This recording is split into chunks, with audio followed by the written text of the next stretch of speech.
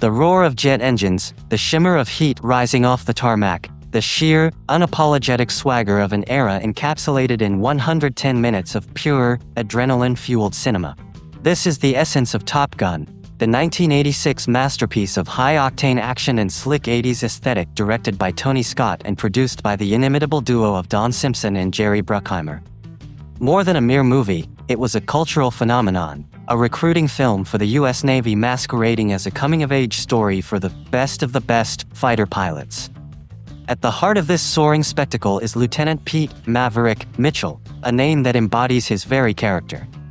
Portrayed by a young, fiercely charismatic Tom Cruise, Maverick is a pilot of unparalleled natural skill but crippling recklessness, a hotshot who treats the rules of engagement like suggestions scrawled on a cocktail napkin.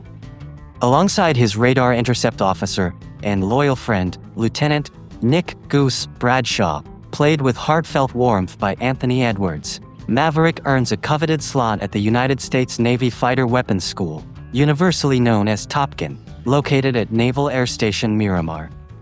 This is the promised land for the top 1% of naval aviators, a competitive arena where skill is currency and ego is a required accessory.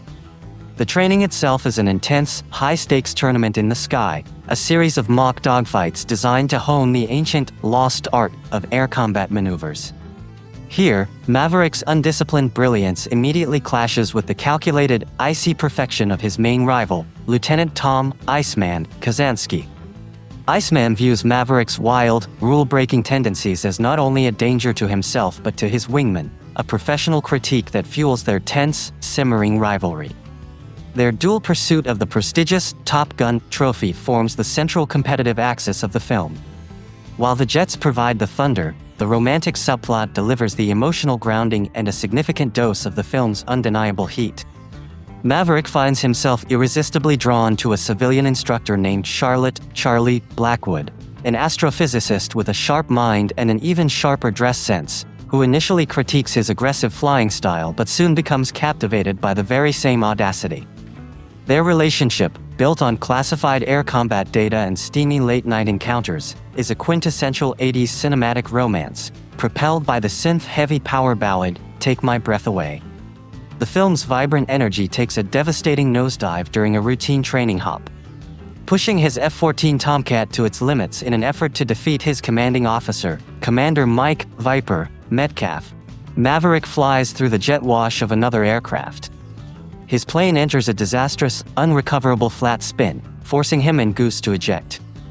In a truly shocking and tragic twist, Goose is killed instantly when he impacts the aircraft canopy during the ejection sequence.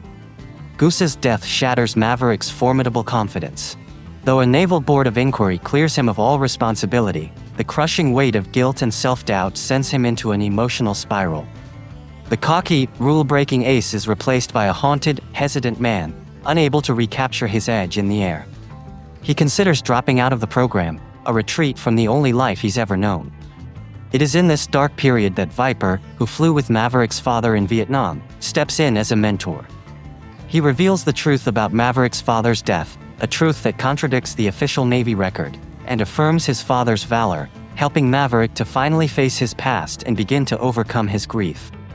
The film's grand finale pulls the pilots from the classroom to the crucible of real-world combat. Graduated but still emotionally compromised, Maverick is deployed aboard the aircraft carrier USS Enterprise to provide air cover for a rescue mission in the Indian Ocean. When Iceman and his Rio, Slider, are ambushed by 6 unnamed, hostile aircraft, Maverick is launched as backup. Initial fear and a panic attack born of his earlier trauma momentarily paralyze him. For a fleeting second, the shadow of Goose's death nearly causes him to abandon the fight. But the need to protect his wingman, to fly with the selfless teamwork that Iceman had always insisted upon, overrides his fear.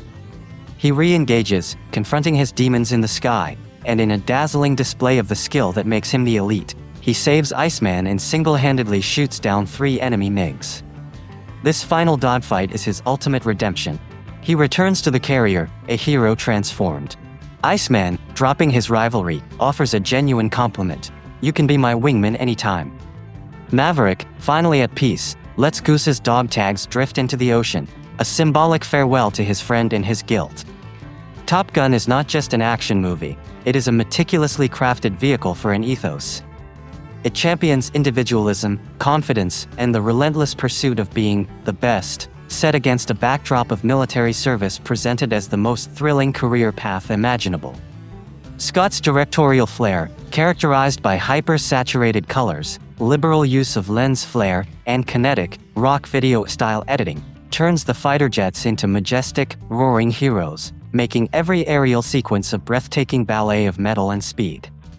The film is a pure, unadulterated slice of 1980s blockbuster filmmaking, loud, cool, emotionally charged, and eternally iconic, setting a standard for action cinema that still echoes in the roar of a modern jet engine.